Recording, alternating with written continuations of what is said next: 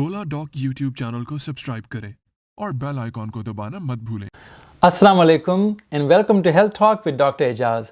आपकी सेहत डॉक्टर एजाज के साथ। आज की वीडियो का मौजू है लहसुन या गार्लिक। लहसुन के क्या फ़वाइद हैं? आपने बहुत सुना होगा कि ये दिल के बारे में अच्छा है और ब्लड प्रेशर के लिए मुफीद है, डायबिटीज़ के लिए स्किन में अगर लेप करके लगाएं तो बहुत सी स्किन की कंडीशंस के लिए बहुत मुफीद है और दिल की शरियानों के लिए भी बहुत मुफीद है। तो ये देखें कि ये मेडिकल साइंस और मेडिकल लिटरेचर के इसके बारे में क्या कहती है। तो और ये कि लहसुन को इस्तेमाल करने का बेहतरीन तरीक़ा क्या है। तो ये आज का प्रोग्राम सारा है लहसुन के बारे में और उसके मेडिकल फ़वाइद के बारे में। पाकिस्तान के टॉप डॉक्टर्स के साथ अपॉइंटमेंट बुक करें, वो भी पेशेंट फीडबैक देखते हुए। लाखों लोगों की तरह पाकिस्तान के सबसे बड़े डॉक्टर नेटवर्क का फायदा उठाएं और आज ही oladoc ऐप डाउनलोड करें। oladoc, डॉक्टर का अपॉइंटमेंट आसानी से। तो इससे पहले कि हम इसको इफ़ेक्टिवनेस या इसके फ़वाइद को देखें, ये देखें कि लहसुन में है क्या चीज़ जो कि इसको सारे फ़ायदे हैं। इस पर एक केमिकल है जिसका नाम है एलिसिन। लेकिन जैसे एलिसिन के फ़ायदे हैं, जो लहसुन के नुकसान हैं वो भी एलिसिन के थ्रू ही हैं, क्योंकि जो जैसे मेजर जो ड्रॉबैक है वो है स्मेल का, वो भी एलिसिन की वजह से ही होती है। और जो हम अभी इसको जो इसके जो मेडिकल कंडीशंस हैं जो जहाँ पे ये फ़ायदेमंद है वो बताएंगे। उससे पहले ये बता दें कि लहसुन कहाँ फ़ायदेमंद नहीं है। कोविड-19 के सिलसिले में अभी तक कोई रिसर्च नहीं है कि ये लहसुन गार्लिक जो है ये फ़ायदेमंद है। तो मैं शुरू में से ही आपको ये साफ बात बता दूं, साफ बात करके कि लहसुन का कोई फ़ायदा नहीं है कोविड-19 का, अभी तक कोई रिसर्च ऐसे नहीं है। अब आप आएँ कि देखें कि लहसुन के फ़वाइद क्या हैं। तो आज आपने पहले भी जैसे हमारे वीडियोस में देखा होगा, जितने भी ये सारे हर्बल एजेंट्स हैं, चाहे वो कलौंजी हो या हल्दी हो या सना हो, ये इनकी जो सारी रिसर्च की जो कैटेगरीज हैं वो 7 हैं। डिपेंड करता है कि कितनी ज़्यादा स्ट्रॉन्ग रिसर्च है किसी कंडीशन के बारे में, उसी की 7 कैटेगरीज हैं। एक तो है कि ये इफ़ेक्टिव है, ये दूसरा है कि ये लाइकली इफ़ेक्टिव है और तीसरा है कि ये पॉसिबली इफ़ेक्टिव है। तो ये 3 हो गए पॉजिटिव कैटेगरीज में।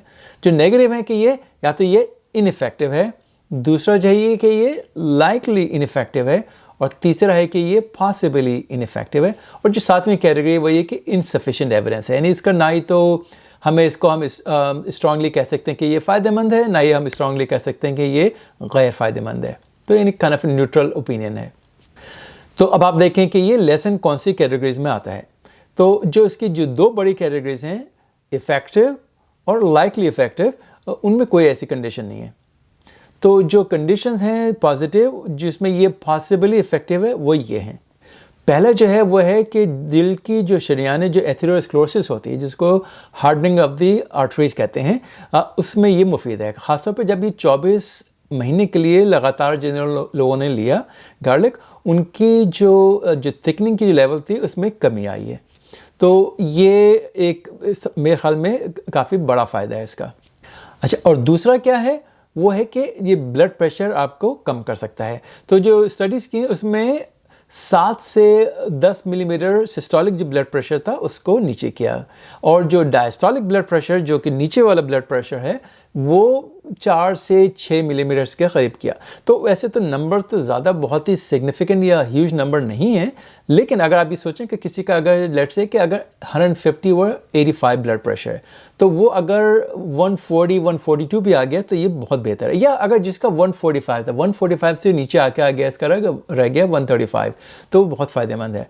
मैंने ख़ुद अपना जो इस्तेमाल किया गार्लिक, काफ़ी अरसे से मैंने शुरू किया, मैंने अपना ख़ुद ये देखा कि मेरा जब ना ब्लड प्रेशर था वो तकरीबन रफली 8 मिलीमीटर्स का फ़र्क पड़ गया, 8 से 10 मिलीमीटर्स तक का। तीसरी कंडीशन कौन सी है जिसमें ये पॉसिबली इफ़ेक्टिव है लहसुन, वो है LDL कोलेस्ट्रॉल, जो बैड कोलेस्ट्रॉल के नाम से मशहूर है। वो इसके अलावा लेकिन जो HDL है, जो जिसको गुड कोलेस्ट्रॉल कहते हैं, वो उसको बढ़ा नहीं सकी, यानी उसमें इसका कोई फ़ायदे नहीं है। अच्छा, इसी तरह इसमें डायबिटीज़ में भी इसके कुछ फ़ायदे हैं, लेकिन ज़रा देखना होगा गौर से कि किस सिचुएशन में है।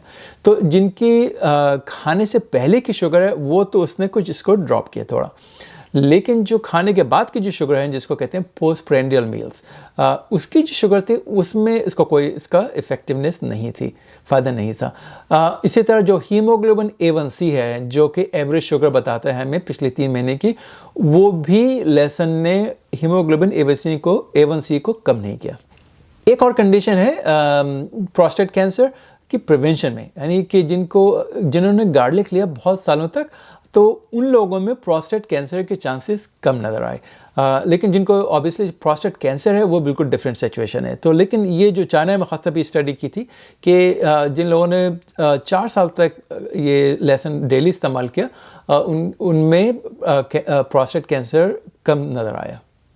इसके अलावा जैसे इसका जो गार्लिक का जो पेस्ट इस्तेमाल किया या जेल इस्तेमाल किया स्टडीज़ में, तो जिनको टिक्स बाइट्स होती हैं वो उसको ये रिपेल करते हैं।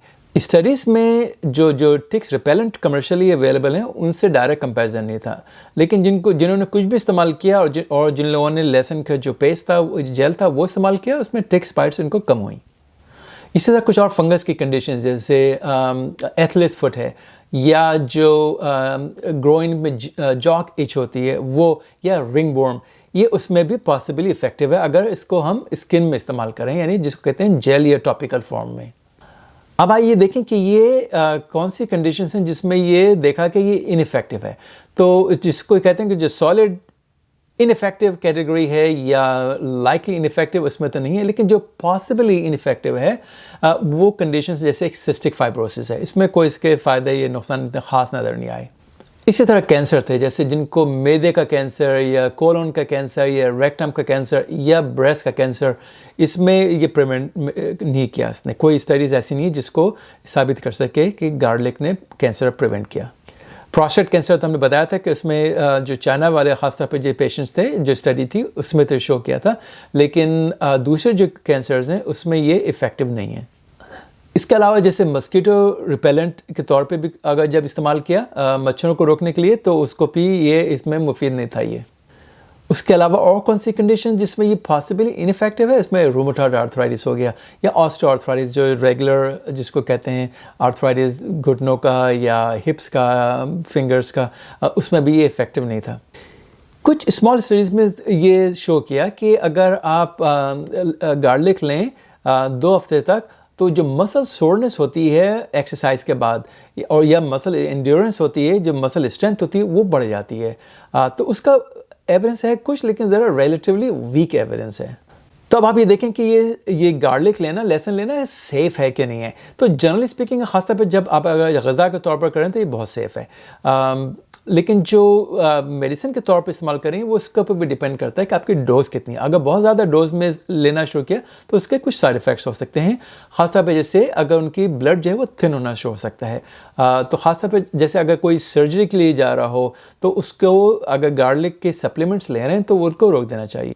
या अगर एस्प्रिन ले रहा हो, या ब्लड थिनर्स हैं, कुमोडिन, वारफेरिन वगैरह, या प्लाविक्स के नाम से जैसे दवा है जो कि ख़ास तौर जैसे एंजियोप्लास्टी करने के बाद या स्टेंट डालने के बाद लोग लेते हैं, तो वो और गार्लिक के इंटरेक्शन होता है, तो वो एक साथ इस्तेमाल ना करें।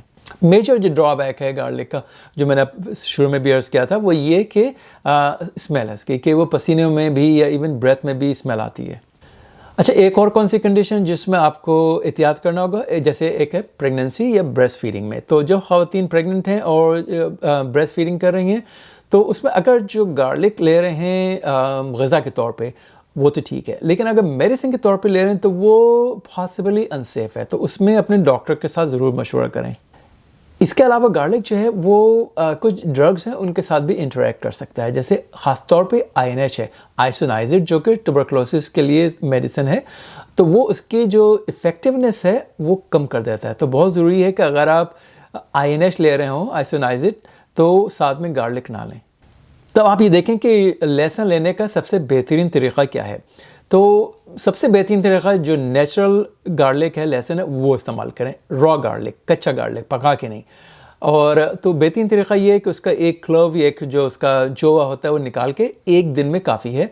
वो आप उसको छील के भी खा सकते हैं, चबा के भी खा सकते हैं, उसको बिल्कुल मिक्स करके स्प्रिंकल कर लें, छिड़क लें सलाद के ऊपर, या जो भी खाना है दाल चावल में भी इस्तेमाल कर सकते हैं, जिस तरह से भी।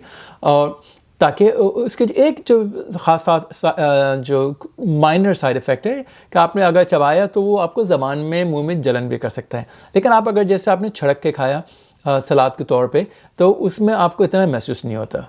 इसके अलावा जो मेडिकेशन के फॉर्म में है गार्लिक पाउडर टैबलेट्स आती हैं उसकी, तो वो भी उसकी जो डोज है वो डिपेंड करता है किस वजह से ले रहे हैं। जैसे अगर कोलेस्ट्रॉल के लिए या हार्ट की आर्टरीज की थिकनिंग के लिए ले रहे हों तो जनरली 300 मिलीग्राम की टैबलेट्स होती हैं, दिन में 2 से 3 दफ़ा ले सकते हैं, यानी अब 600 से 1000 मिलीग्राम्स की जो है वो टिपिकल डोज है।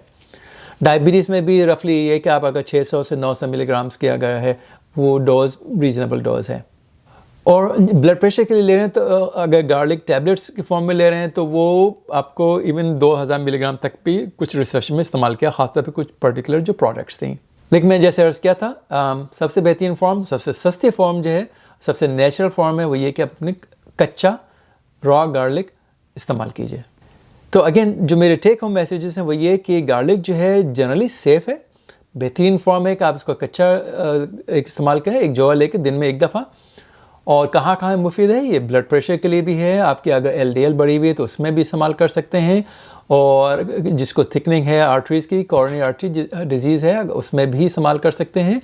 उसके फ़ायदे हैं और लेकिन उसके जो मेजर ड्रॉबैक है वो जैसे उसकी स्मेल आती है आपको, और जो एहतियात है वो ये कि साथ में जो भी आपके ब्लड थिनर्स हैं, एस्प्रिन हो गई, प्लाविक्स हो गई, या कुमोडिन, वारफरिन, या सर्जरी से पहले या प्रेगनेंसी है उसमें आप एहतियात करें और बग़ैर डॉक्टर से मशवरे के ये शुरू ना करें, ख़ासतौर पे अगर आपको ये सारी कंडीशंस हैं। तो उम्मीद है कि आपको आज का प्रोग्राम पसंद आया होगा।